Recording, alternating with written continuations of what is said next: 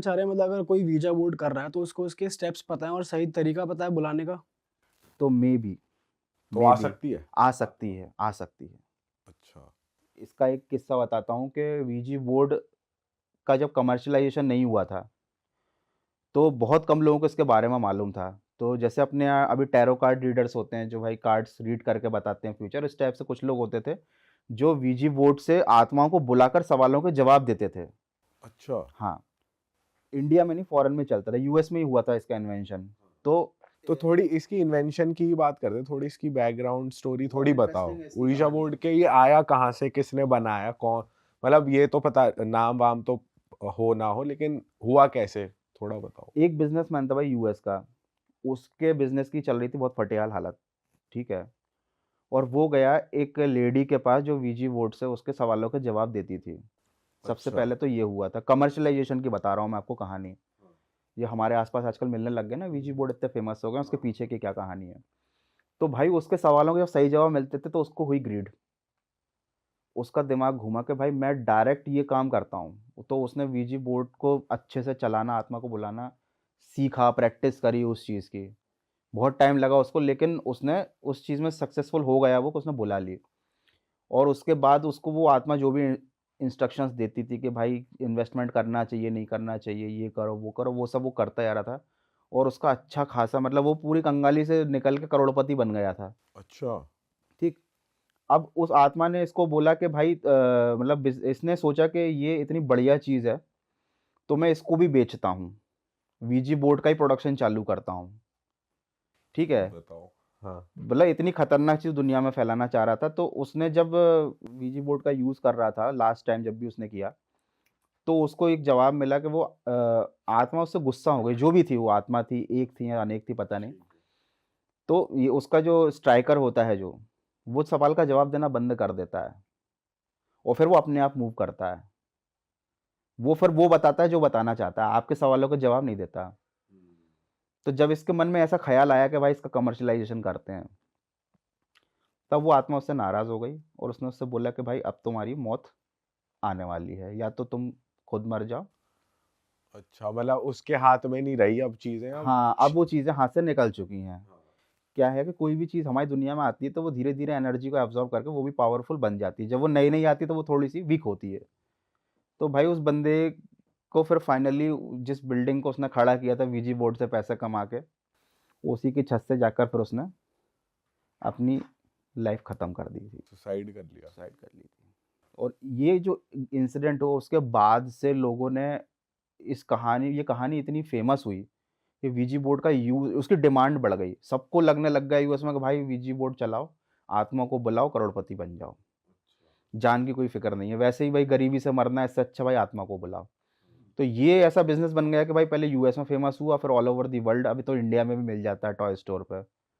But वो चीज़ अलग है। देखो आपको टॉय कोई गन मिल गई, आपको नहीं आती चलानी तो वो एक खिलौना है, लेकिन अगर आपको उसका गलत यूज़ करना आता है तो आप उससे बड़े-बड़े क्राइम कर सकते हो। आपको यूज़ करना आता है सर ऊर्जा बोर्ड? कभी खेला है आपने? देखो मैंने देखा तो है, बट इन सब चीज़ों से मैं खिलवाड़ करना बिल्कुल पसंद नहीं करता, क्योंकि जब हमको मालूम है कि आग से जल सकते हो, तो उनसे बिल्कुल मज़ाक नहीं। बिल्कुल।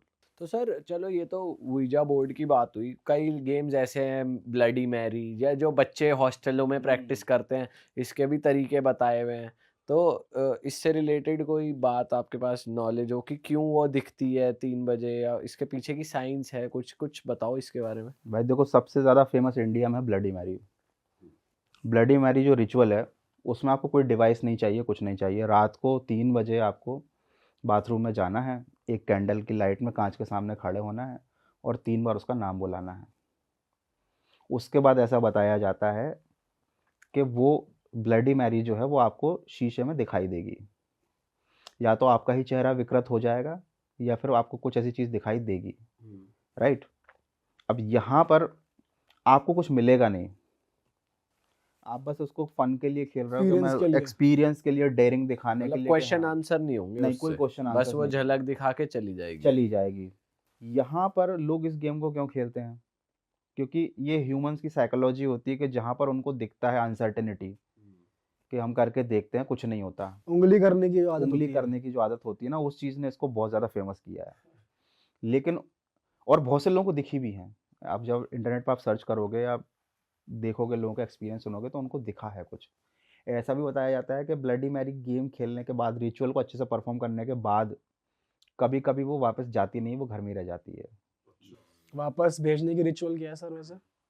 वापस भेजने का रिचुअल बस इतना सा होता है कि आपने 3 बार ब्लडी मैरी बोला, वहाँ पर आप खड़े रहे, आपने काँच में देखा, आप शांति से खड़े रहो, डरो मत। आपको अपने कंधे पर या आपको अपनी हाथों में एक वज़न टाइप का महसूस होने लगेगा। आप खड़े रहो आराम से, जैसे ही आपको लगेगा सब हल्का हो गया है, कंधे पर कुछ नहीं है, हाथ में कुछ नहीं है, तो आप धीरे से आप बाथरूम से बाहर आ जाओ, आप लाइट ऑन कर सकते हो, वो चली जाएगी। और रह गई तो फिर तुम्हारी बैंड बजेगी। रह गई तो फिर बैंड बजेगी, लेकिन उसके पीछे एक बहुत अ, अलग टाइप की स्टोरी भी है। मैं आपको बताता हूँ, उसके पीछे एक रीज़न है। क्या होता है कि फॉर एग्ज़ाम्पल रात को 3 बजे आपको ब्लडी मैरी गेम खेलना है, तो पहले तो आप रात को 3 बजे तक जागोगे। रोज़ कोई इंसान जो जागता है, उसकी बात नहीं कर रहे हैं। मैं रात को 3 बजे तक जागा, मुझे नींद आ रही है, ठीक है? मुझे मालूम है कि मैं एक आत्मा को बुलाने वाला हूँ जो शीशे में मुझे दिखेगी। अब मैं गया, बाथरूम का गेट बंद किया, अंधेरे बाथरूम में कैंडल जलाई। सोचो क्या एनवायरनमेंट क्रिएट होता होगा। एकदम शांत भी होता है रात के 3 बजे। रात को 3 बजे कितना खौफ का माहौल होता होगा, और उसके बाद आप उसका नाम ले रहे हो। हाँ। नाम लेके आप उसको बुला के काँच में आपको लगातार देखते रहना है, जब तक आपको वो दिखाई ना दे जाए। ये आप नॉर्मल भी कभी करके देखना। दिन के टाइम में आप शीशे में अगर 5 मिनट तक खुद की शक्ल को देखते रहोगे ना भाई, तो आपको कुछ ना कुछ इल्यूज़न दिखेगा। लगातार आप अपनी शक्ल को ही देखते रहोगे ना, तो आपको कुछ ना कुछ तो ऐसा दिखेगा आपको, एकदम से क्या बोलते हैं उसको, भ्रम जिसको बोलते हैं, भ्रम होता है। और जब लाइट नहीं है, कैंडल लाइट में आपके चेहरे पर वैसी शैडो नीचे से पड़ रही है, आपका चेहरा डरावना दिख रहा है। आप लगातार खुद को देख रहे हो, नींद में हो, आपकी नींद पूरी नहीं हुई है, और आपके दिमाग में बात भी डाल दी गई है कि कोई आएगा। कि कोई आएगा। सोचो हल्की-सी भी आहट हो गई, हवा चलने से कोई चीज़ गिर गई, वॉशरूम में कुछ भी हुआ, तो आप तो यही मानोगे कि हाँ, ब्लडी मैरी आ कोई गई है। हाँ, हाँ, हाँ। है ना? अब एक बार आपके दिमाग में ये बात आ गई कि ब्लडी मैरी आ गई है, तो आपके पास ऐसा कोई पक्का तरीका नहीं है कि आप उसे वापस भेज पाओ। बुलाने के तो इतने स्टेप बता दिए हैं, वापस भेजने का क्या है? शांति से खड़े रहो, ऑब्ज़र्व करो, महसूस करो। सोचो किसी इंसान की ज़िंदगी पे कितना बुरा फ़र्क पड़ेगा, असर पड़ेगा, अगर उसे ये पता चल जाए कि मैंने आत्मा को बुला लिया, जबकि कुछ नहीं बुलाया। वो एक रानी का नाम था ब्लडी मैरी। ब्लडी मैरी रानी जो थी ना, उसने राज्य प्राप्त करने के लिए इतने लोगों को मरवाया था कि उसका नाम ही लोगों ने ब्लडी मैरी रख दिया था। ठीक? और तब से मतलब ये चला आ रहा है कि भाई ब्लडी मैरी बहुत ही क्रूर होती है। वो एक रानी का नाम था, वो कोई चुड़ैल नहीं थी, लेकिन रिचुअल बना दिया ब्लडी मैरी। अब रात में कोई बच्चा अगर खेल रही है चीज़, सोचो उसकी साइकोलॉजिकल स्टेटस क्या होगा। सेम एक और गेम है बाथ गेम, उसमें भी यही फंडा चलता है। उसमें आपको रात में बाथटब में जाना है, नहाना है, वापस निकलना है, और ऐसा बताया जाता है कि आपके पीछे-पीछे आत्मा आ जाएगी और पूरे 1 दिन आपके साथ रहेगी, और अगले दिन वो आप उसे वापस भेज दोगे। आपको अगर बता दिया जाए कि भाई आत्मा अब मेरे साथ घूम रही है 1 दिन तक, कुछ भी अनहोनी होती है, कुछ भी कोइंसिडेंस ऐसा होता है भाई, आदमी पागल हो जाएगा। सही बात है। वो किसको बताएगा? कोई इसकी बात का यकीन नहीं आदमी तो करेगा। यही सोचता रह जाए कि गई के नहीं गई। जब आई नहीं, आई ही उसके दिमाग में हो, तो जाएगी भी उसके मुझे दिमाग एक से ही। ईमेल आया था अभी कल परसों रात को, एक लड़का था, वो बोलता है कि मेरे रूम में एक शक्ति है, और ऐसा बचपने टाइप की बातें कर रहा था। वो मेरी एनर्जी ले रही है, ये है, वो है। तो मैंने उसे बोला, मैंने कहा भाई ये सब फालतू चीज़ों पे मत कर, पढ़ाई पे ध्यान दे, अपना पॉजिटिव एनवायरनमेंट में रह, कुछ नहीं होता। बोलता नहीं, नहीं वो एक जिन्न है, ये है, वो है। और तो मैंने कहा भाई तुम्हारा नाम क्या है? उसका नाम सलीम ऐसा कुछ नाम था, भूल गया मैं। तो मैंने बोला भाई तो तुझे लग रहा है अगर ऐसा कुछ है तो अपने पेरेंट्स से बात कर, पेरेंट्स को बता प्रॉब्लम क्या है तेरी। मैंने कहा यार पेरेंट्स से अच्छा गाइड कौन कर सकता है? तो उसने मुझे वो बात बताई, बोले एक्चुअली मुझे पेरेंट्स ने ही बताया है कि तुम्हारे साथ जिन्न है। और अब आप सोचो कि वो तो बच्चा है छोटा, पेरेंट्स को ही उसने बात करते सुना कि अरे इसके पास जिन्न है, इस पे असर है, और इमाम साहब भी आए, उसने पूरी बताई मुझे मेल पे लिख के कि इमाम साहब ने हमारा किया, बट वो जिन्न कुछ नुकसान नहीं पहुंचा था, वो है मेरे साथ अभी, और ऐसा ऐसा ऐसा है। तो मुझे वही लगा, मैंने कहा यार एक तो ये छोटा सा बच्चा है, अब इसके दिमाग में बात डल गई, और सबसे बड़े हमारे लिए तो भगवान पेरेंट्स ही होते हैं भाई। पेरेंट्स ने बोल दिया वो तो चीज़ सत्य है। अब पेरेंट्स ने ही बोल दिया कि जिन्न है बेटा, तो बच्चा तो वही मानेगा ना। मैं गौरव कटारे या प्रधानमंत्री आके भी बोल दे कि नहीं है, वो नहीं मानेगा। सही बात उसके मन में वो बात बैठ गई है। भाई वो तो पूरी जिंदगी फिर डर में ही जिएगा ना, कौन है क्या है, कुछ हो गया हाँ, तो उसी पे वही आएगा दिमाग में, सबसे पहली चीज वही आएगी। और सबसे ज़्यादा प्रॉब्लम यही होती है, अंधविश्वास ने इन सब चीज़ों को करप्ट कर दिया है। जो एक्चुअली में जो चीज़ एग्जिस्ट भी करती है ना, लोग उस पर भी बिलीव नहीं करते, और जो नहीं करती एग्जिस्ट, लोग उसको मानते हैं। रिप्रेजेंटेशन को लोग ज़्यादा महत्व देते हैं। जैसे कि आप समझो कि आपके हिसाब से भूत क्या है, आत्माएँ क्या हैं, घोस्ट कैसे दिखते हैं, जैसे आपको मूवीज़ में दिखाया है। वो रिप्रेजेंटेशन है, एक्चुअली में वो होते हैं लेकिन वैसे नहीं होते। भाई आपके हिसाब से थोड़ी भूत की बात करते हैं कि कब इंसान भूत बनता है। और एक बहुत इंटरेस्टिंग बात जो हमारी पहले फ़ोन पे हो रही थी कि हनुमान चालीसा से ही क्यों भूत भागते हैं, क्या ऐसा है उसमें हनुमान चालीसा की पावर, थोड़ी बताओ। बिल्कुल भाई। सबसे पहले तो अपन स्टार्ट करते हैं कि भाई भूत क्या होते हैं। भूत होता है पास्ट, आपका अतीत। आपने अतीत में जैसे अपने कर्म किए हैं, उस हिसाब से आपकी आत्मा अशुद्ध होगी, ठीक है। और जब आपकी मृत्यु हो जाएगी, उसके बाद जब आप पुनर्जन्म की स्थिति में रहोगे, देखो क्या होता है कि मनुष्य के जीवन का परम उद्देश्य होता है मोक्ष प्राप्त करना, है ना। अपनी आत्मा को शुद्ध करके ईश्वर तत्व से मिल जाना, आपकी मुक्ति हो गई, आपका फिर से पुनर्जन्म नहीं होगा। ये मैं किस हिसाब से बता रहा हूँ, ये महर्षि पतंजलि की जो योग शास्त्र है उनका, उसमें बताया गया है जीवन का उद्देश्य ये है, जो मैं पर्सनली फॉलो करता हूँ। अब जब आपकी आत्मा के शुद्धि के लिए आपने कुछ नहीं किया, जीवन पर्यंत आप पैसा कमाते रहे, भोग विलास में लगे रहे, भाई बच्चे की शादी करनी है, घर बनाना है, ईएमआई भरनी है, तो कहाँ आप अपनी आत्मा को शुद्ध कर पाओगे? कोई नहीं कर पा रहा। तो मुक्ति नहीं मिलेगी, पुनर्जन्म होगा। लेकिन पुनर्जन्म होने के लिए भी आपकी आत्मा का थोड़ा सा शुद्ध होना ज़रूरी होता है। भाई आप बताओ कैसे पता चलता है कि कोई अंबानी के घर में पैदा हो, कोई भिखारी के घर में पैदा होगा? आप बोलते हो यार लकी है, देखो भाई चांदी की चम्मच मुंह में लेके पैदा हुआ, ये देखो उसकी किस्मत देखो, फटीचर घर में पैदा हो गया। तो ये चीज़ कैसे डिसाइड होती है? आपके कर्मों के फल अब आपको मिलने हैं, प्रतिफल। आपने पहले किसी की किया होगा कुछ बुरा काम, तो जो उसके फल आपके रह गए, तो अब आप यहाँ आके भुगतोगे। आप कर्म करोगे, आपको फल नहीं मिलेगा, है ना। आप मेहनत करते रहोगे, जीवन सड़ता जाएगा आपका। लेकिन एक आदमी ऐसा होगा जो भाई बढ़िया कुछ नहीं कर रहा, मस्त मजे में कारें चला रहा है, फॉरेन ट्रिप कर रहा है। आप बोलो बताओ, जो ईश्वर है वो कितना अन्याय करता है? ईश्वर अन्याय नहीं करता, वो तो पूरा हिसाब किताब रखता है। तो यहाँ पर भूतों वाला कॉन्सेप्ट क्या होता है कि बीच की जो स्टेप होती है, जब आपका पुनर्जन्म नहीं हो पाता, आपकी आत्मा भटकती रहती है, तो आपको मिलते हैं दंड, दुख मिलते हैं आपको, ठीक। उनको भुगतने के बाद जब आपको समझ में आ जाती है कि हाँ हाँ, तब आपका पुनर्जन्म होता है। लेकिन उसी दौरान अगर आपकी वृत्तियां इतनी खराब हैं, आपके अंदर से गंदगी जा ही नहीं रही, तब बनते हो आप प्रेत।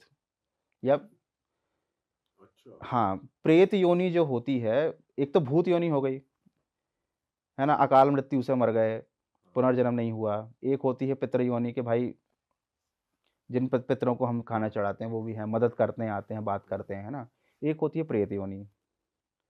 प्रेत क्या करते हैं? परेशान करते हैं। वो मर तो गए, लेकिन फिर भी उनका इस दुनिया से मोह नहीं छूटा भाई। वो आएंगे, परेशान करेंगे, जो मैंने बताया था, शरीर में प्रवेश करना, अपनी आसक्तियों को पूरी करना जो अभी तक अधूरी रह गई हैं, वो किसी और के शरीर में घुस के उसको पूरी करते हैं। अब इन सब चीज़ों का ऑल इन वन सोल्यूशन है हनुमान चालीसा। हनुमान चालीसा की एक लाइन हर किसी को मालूम है, भूत पिशाच निकट नहीं आवे, महावीर जब नाम सुनावे। उसमें हनुमान जी को महावीर की संज्ञा दी गई है, ठीक। महावीर का मतलब आप नॉर्मली क्या होता है भाई? एक बंदा जो बढ़िया महावीर, Superhuman। पावरफुल टाइप का हो, ठीक है, मतलब जिसका ऑरा पावरफुल हो। कैसे आपका ऑरा पावरफुल होगा? ऐसे नहीं होगा जैसे कि मान लो मुझे किसी जगह पर लगा कि यार गड़बड़ है, और मैं हनुमान चालीसा बोलने लग गया, उससे कुछ नहीं होगा।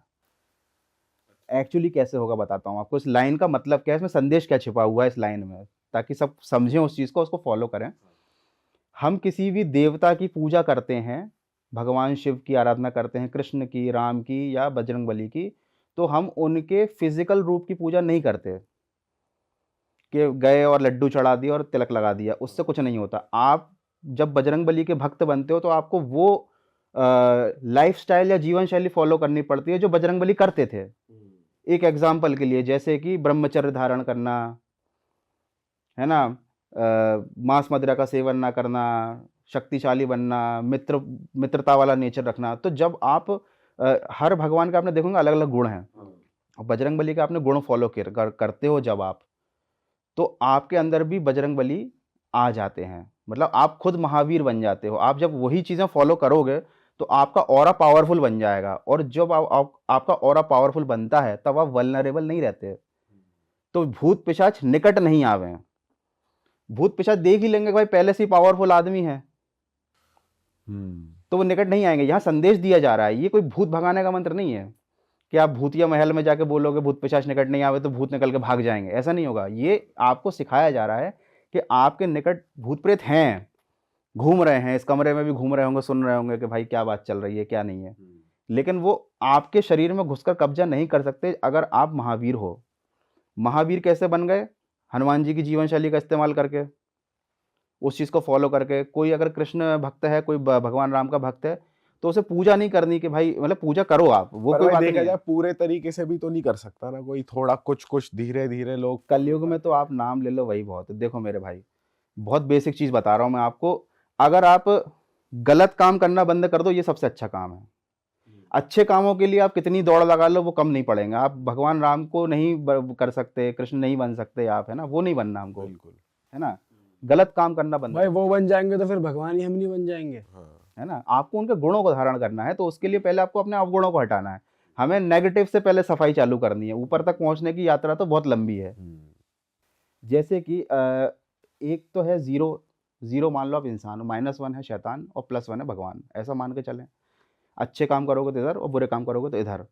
तो जब मैंने बोला कि आप भगवान की लाइफस्टाइल को फॉलो करते हो तो आपके अंदर वही गुण आ जाते हैं, आपका ऑरा पावरफुल रहता है। सिमिलरली अगर आप वो लाइफस्टाइल फॉलो करते हो जो शैतान करता है, तो आपके अंदर नेगेटिव गुण आ जाते हैं, और आपके अंदर भी शैतान आ जाएगा। शैतान से आपकी फ्रीक्वेंसी मैच होगी, आपका ऑरा कमज़ोर पड़ेगा। जैसे कि एक नॉर्मल बता रहा हूँ, जैसे कि आप गलत सोच रख रहे हो लड़कियों के प्रति, महिलाओं के प्रति, जो शैतान जो काम करता है समझ जाओ। मांस मदिरा खाने की सारी हदें पार कर दी, और मतलब बिल्कुल पिशाचों वाला आप जीवन जी रहे हो। आप कोई चीज़ें फॉलो ही नहीं कर रहे हो भाई, जो दिखाओ उसके साथ, जो करना है सो करो, कोई लाइफ के रूल्स फॉलो नहीं कर रहे, तो आपके अंदर नेगेटिव, और आप जा रहे हो -1 की तरफ। बिल्कुल। आप वल्नरेबल हो चुके हो। अब अगर आपके शरीर में कोई घुसना चाहेगा, मेरे शरीर में कोई आत्मा क्यों घुसेगी भाई? उसे कुछ खाना अगर है, मैं वो खाती नहीं हूँ खाना। उसे कोई गलत काम करना मैं करते ही नहीं हूँ भाई, तो मेरा शरीर तो उसके लिए यूजलेस है। लेकिन अगर कोई बंदा है जो सब काम कर रहा है, फॉलो कर रहा है डिमांड्स उसकी, कि चलो क्लब में भी चलना है, ये भी करना है, वो भी खाना है, तो भाई दारू भी चल रही है, चिकन भी चल रही है, ये तो खाना ही है। आत्मा को तो मजा आ जाएगा। आत्मा की पार्टी हो जाएगी। आदमी कहेगी आहा और सुट्टा दे और धुआं दे। हाँ, क्यों होता है ऐसा? आदमी बर्बादी की तरफ जाता है, सब एक जैसे ही पैदा होते हैं, कोई इस साइड चला जाता है, कोई उस साइड चला जाता है। तो आप इस चीज़ को समझो कि भाई हनुमान चालीसा कोई मंत्र नहीं है। हनुमान चालीसा एक संदेश है आपको बताने के लिए कि आपकी जीवन शैली कैसी होगी तो आपको क्या मिलेगा। ये हम नहीं समझते, बहुत कम लोग जानते हैं उस चीज़ को, है ना। तो बस ये सोचते हैं कि बताओ हनुमान चालीसा पढ़ लिया तो भूत भाग जाएंगे। ऐसा होता है वैसे, एक कॉन्फिडेंस आता है। अगर किसी की शादी हुई पावर आ है, जाती किसी है। की शादी हुई, कॉन्फिडेंस आता है, आपको लगता कि नहीं, एक भ्रम भी पैदा हो गया ना भाई, वो बहुत शक्ति देता है आपको। सही बात है। मैं बता रहा हूँ, किसी की भी शादी हुई है यहाँ पे? नहीं भाई। जब घर में छोटा बच्चा होगा तो ये चीज़ें बहुत चलेंगी। किसी ने जादू कर दिया, किसी ने काला जादू कर दिया, किसी की नज़र लग गई। और क्या होता है कि बच्चे बड़े मासूम होते हैं, वो फट से चीज़ें ऑब्जर्व कर लेते हैं कि कुछ है, आप नहीं समझ पाओगे। अब आप क्या करोगे भाई? कोई कितना ही साइंस को मान ले कि नहीं कुछ नहीं होता, कुछ नहीं होता, जब बच्चे पे बात आती है ना, तो भाई सब साइंस को साइड में रख के पहले मंदिर भगता आदमी, कि पहले इसको टीका लगा दूं, तिलक लगा दूं, कुछ भी करूं, हर हद तक जाने को तैयार होता है। समझ रहे हो उस चीज़ को? तो यहाँ पर हमें समझना पड़ेगा कि मतलब हनुमान चालीसा हो गया या फिर कोई भी चीज़ हो गई, वो आपको एक साइकोलॉजिकल पावर दे देती है। अभी कलयुग में तो आप कहीं फंस जाओ, आप बोल लो तो आपको आ जाएगा अंदर से कुछ थोड़ी देर के लिए।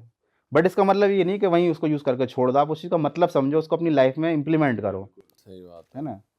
अब यहाँ पर अपन ये नहीं कहना चाह रहे कि भाई जो लोग नॉनवेज खाते हैं वो ख़राब होते हैं, है ना। ये आज के ज़माने में तो बहुत चीज़ें बहुत माइनर लाइन, थिन लाइन हो गई है ना। एक अच्छा इंसान भी खा लेता है, बट आपको अपनी प्रवृत्ति कैसी है, आपकी सोच कैसी है है ना, वो सोच ही अट्रैक्ट करती है अच्छाई को और बुराई को। सर कुछ इतनी सारी हॉरर बातें हो ही रही हैं, एंटिटीज की बातें हो ही रही हैं, कुछ किस्सा या कुछ ऐसे रियल लाइफ एग्जांपल से अगर आप बता पाओ, कुछ ऐसा हुआ है आप? भाई बहुत बहुत बार हुआ है। तो डरा दो थोड़ा हमें अब। ये एक किस्सा बताता हूँ आपको, मेरे साथ ही हुआ था, है ना। ये है करीब मतलब 7-8 साल पहले की बात है। मैं और मेरा फ्रेंड, हम लोग कार से ऐसे घूमने निकल गए थे। मस्त, हमारा कोई डेस्टिनेशन नहीं था, हमने कहा चलो मस्ती करते हैं, 2-4 दिन की ऑफिस की छुट्टी थी, घूमेंगे फिरेंगे। तो यहाँ मैं भोपाल में रहता हूँ, तो हम गंज बासौदा साइड गए थे। अब वहाँ से क्या हुआ, रात को लौट रहे थे, रात को 1 बज गए थे करीब। अब भाई विदिशा पड़ता है, वहाँ एक ब्रिज है। तो मेरे दोस्त ने बोला कि भाई जाना है 1 नंबर। तो मैंने बोला ठीक है चले जाइए, तो वो हम अपना एरिया देखा ही हुआ है, कुछ नहीं है। तो वो उतर के, उसे पता नहीं क्या हुआ कि वो सड़क पे भी कर सकता था, आधी रात को कौन देख रहा है, वो उतर के नीचे चला गया। हाँ। मैं गाड़ी में बैठा रहा भाई, तो थोड़ा सा मैं भी मतलब ज़्यादा होश में नहीं था, क्योंकि इतनी रात हो गई थी और दिन भर से घूम फिर रहे थे। तो सामने से एक अंकल आ रहे थे, तो मैंने कहा मतलब बोल को ध्यान ही नहीं दिया, सामने से आ रहा था कोई भाई। तो मैं दोस्त को देखने लग गया, आ नहीं रहा है। फिर मेरे को एकदम से क्लिक हुआ, मैंने कहा यार इतनी रात को सामने से कौन आ रहा है। मतलब एकदम से ही दिमाग में आई बात, कि मैं देखा तो कोई नहीं। तो मैंने कहा ठीक है चलो, ये हो गया होगा कुछ झोंका या फिर जो भी होगा, बिल्कुल ध्यान नहीं दिया उस चीज़ पर। अब भाई दोस्त को मैं लगा रहा आवाज़ें, भाई आजा आजा आजा आजा, फ़ोन भी गाड़ी में रख के चला गया, वो आ गया, आके बैठ गया और हम लोग फिर चले भाई भोपाल की तरफ। तो क्या हुआ कि एक ऐसी जगह पहाड़ी टाइप की आई, वहाँ आसमान में तारे दिख रहे हैं और दूर दूर तक कुछ नहीं, फुल अंधेरा, बस कार की हेडलाइट। तो हमारी गाड़ी बंद हो गई, गाड़ी बंद हो गई। तो अब मैंने कहा कोई टेंशन नहीं है, कोई दिक्कत नहीं है, हो जाएगी, नई है। अब भाई हम क्या कर रहे हैं, गाड़ी को जैसे हम स्टार्ट करें तो हेडलाइट जले, तो मतलब हेडलाइट जब तक जल रही इंजन नहीं चल रहा, इंजन स्टार्ट हो तो हेडलाइट ना जले, मतलब गाड़ी चल जाएगी तो पूरा अंधेरा, अब अंधेरे में आप गाड़ी चला ही नहीं सकते। अरे तेरी। अरे मैंने कहा यार ये तो कभी नहीं हुआ, ऐसा हो ही नहीं सकता। अब भाई क्या करें भाई, तो 2-4 बार ट्राई किया हमने, यूं जैसी चाबी करूं लाइट बंद गाड़ी चालू, या यूं करूं लाइट चली तो गाड़ी चली ही नहीं हो, या इतने अंधेरे में मैंने कहा तो ना हो पाएगा। और दोस्त ने भाई हरकतें करनी चालू करी। क्या हरकत? वो भाई कुछ नहीं बोल रहा, बहुत देर हो गई, मतलब मैं ध्यान भी नहीं दिया कि यार जब से मुद के आया है ना, इसने कुछ नहीं बोला है। बैठा बैठा बैठा बैठा बैठा, मैंने कहा भाई अपन वो हुंडई का जो वो है उस पर नंबर है तेरे पास, मैंने कहा कॉल लगा, तो कुछ बोल ही नहीं रहा। अब मैंने अंदर की लाइट चालू करके देखी, भाई वो तो एकदम सुट्ट बैठा। अब मेरी, हाँ मैं समझ गया भाई, मैंने कहा ये ऐसी तैसी मतलब कराएगा, सामने ही देख रहा है बैठ के। सामने ही देख रहा है बैठ के। तो मैंने बोला भाई अरविंद क्या हो गया, बोलता भाई पीछे मत देखना। ओ भाई उसने जो ये लाइन बोली ना, मैं अभी तक नहीं देख रहा था पीछे, क्योंकि भाई कुछ क्या पीछे देखना, कुछ है ही नहीं, पीछे मत देखना। अरे भाई साहब मेरे रोंगटे खड़े हो गए, मैंने कहा क्या बोल रहा है तू, ये गाड़ी चल नहीं रही, अपन ऐसी जगह पे ना ना बाइक आ रही ना ट्रक आ रही, किसी से मदद ले ले, गाड़ी से निकलने की भी हिम्मत नहीं हो रही भाई, कहाँ जंगल है। और मैंने कहा क्या है पीछे, कह रहा भाई बस पीछे मत देखना, तू तो गाड़ी भगा। मैंने कहा गाड़ी चल ही नहीं रही तेरे को दिख नहीं रहा क्या है, परेशान हो रहा, बोले चलेगी, चलाई चल गई, लाइट्स भी ऑन हो रही हैं। सब हो गया, चल गई गाड़ी। अब मैंने कुछ नहीं सोचा, मैंने कहा अब नहीं देखना पीछे भाई, चलाओ नहीं भगाओ देखना गाड़ी। पीछे।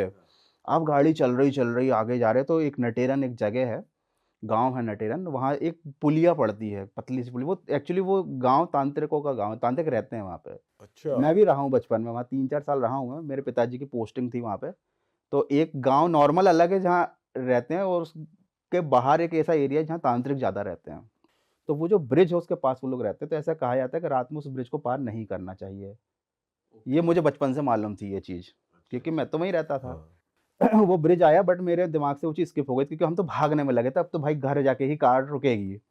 उसने कुछ नहीं बोल रहा, मैं भी समझ गया भाई कुछ मत छेड़ो इसको, क्या पता क्या चल रहा है। अच्छा ये उस टाइम क्या था, मैं ये सब वीडियोस नहीं बनाता था, तब अपन नॉर्मल जॉब वॉब करते थे, एंजॉय करते थे लाइफ को। तो भाई जैसे ही ब्रिज आने को वो बोलता है भाई ब्रिज पार मत करियो, ब्रिज पे 12 लोग खड़े हैं।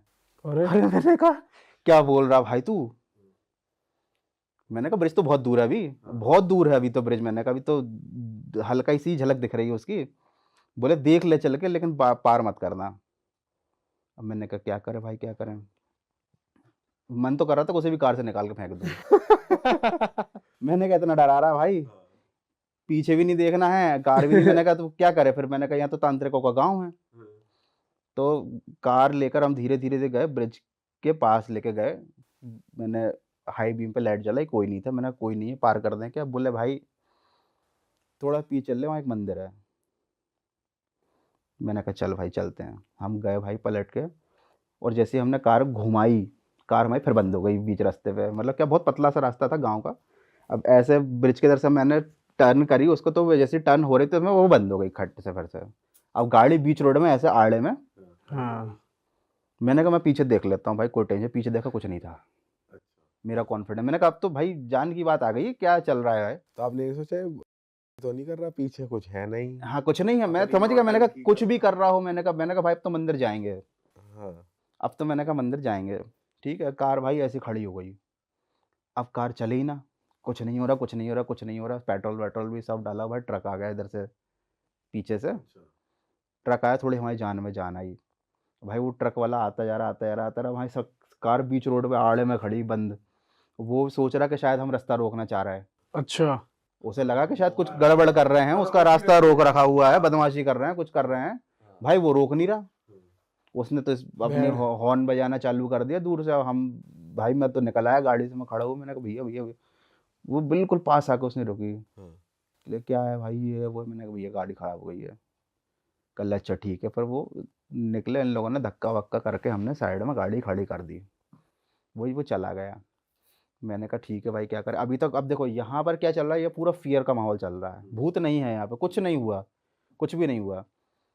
मेरे अंदर कॉन्फिडेंस आ गया भाई गाड़ी में कोई नहीं है, ये बेवकूफ़ बना रहा है या कुछ तो कर रहा है, या इसको कुछ हो गया है, लेकिन कुछ नहीं है भाई। दोस्त तो दोस्त है अपना, ले जाना पड़ेगा ही भाई इसको, हाँ बिल्कुल। है ना? छोड़ तो सकते नहीं है। अब भाई वो गाड़ी में घुसा रहा, हम बैठा रहा। मैं फिर गाड़ी में बैठा भाई, और देखा मैंने भाई, तो उल्टियाँ करनी चालू करी भाई फिर उसने गाड़ी में। और उसकी आँखों की वो हालत थी, मतलब मैं क्या एक्सप्लेन करूँ आपको? मतलब लग ही नहीं रहा था कि भाई वो वही इंसान है जो मेरे साथ घूम रहा था। तो उल्टी तो वैसे गाड़ी के बाहर ही कर रहा होगा वो। नहीं, नहीं, गाड़ी निकला ही नहीं वो गाड़ी से भाई। वो जब से वो कूद के आया ना वहाँ से, वो गाड़ी में बैठा तो वो बैठा ही रहा। आपकी गाड़ी सड़ा दी पूरी। साड़ा दी ऐसा देख रहा, मार दी स्टेयरिंग पे उल्टी। है ना? स्टीयरिंग मैं तो गाड़ी चला रहा था ना, वो तो बैठा था साइड में। अपने यहाँ उल्टी उल्टी अपने यहाँ कर रहा उल्टी को भाई। उसकी बिल्कुल शक्ल वकल बिल्कुल भाई उल्टी सीधी हो गई, मतलब अलग ही हो गया भाई वो। अब मैं उसे होश में ला रहा, मैंने कहा भाई क्या हो गया? अब चक्कर क्या था, हमने कुछ किया भी नहीं था, ड्रिंक कुछ नहीं, वगैरह। ड्रिंक हाँ। व्रिंक कुछ नहीं करते थे हम लोग मस्ती करने निकले थे कुल मिला के। मैंने कहा यार कुछ किया होता तब तो कुछ होता, ऐसा कुछ खाया पिया भी नहीं है भाई। क्या हो गया, क्या हो गया? तो मैंने गाड़ी का गेट खोला, मैंने कहा तू बाहर निकल, गाड़ी में और उल्टी उल्टी कर देगा भाई। मैंने उसे पकड़ के निकाला, उसने पकड़ ली मेरी कॉलर, और और वो झूम पड़ा मेरे पे। कैसे? जब मैंने गेट खोला, मैंने कहा चल भाई बाहर आ जा, बाहर आ जा। सुन तो वो रहा नहीं था, सामने ही देख रहा था। उसकी मुंडी ही नहीं हिल रही थी, बस वो इंस्ट्रक्शन दे रहा था कि भाई ब्रिज पे मत जाना, यहाँ जाना, वहाँ जाना। तो भाई मैंने उसे पकड़ के मैंने कहा चल बाहर आ जा। मैंने कहा तू गाड़ी की स्थिति हो रही है। वो जैसे ही उसे बाहर खींचा तो वो मेरे पे झूम पड़ा। वो भाई झूम पड़ा मेरे पे, तो फिर मैंने धक्का वक्का दिया, उसको साइड में किया, और वो भाई बेहोश हो गया, मतलब सो गया वो तो पूरा। अच्छा।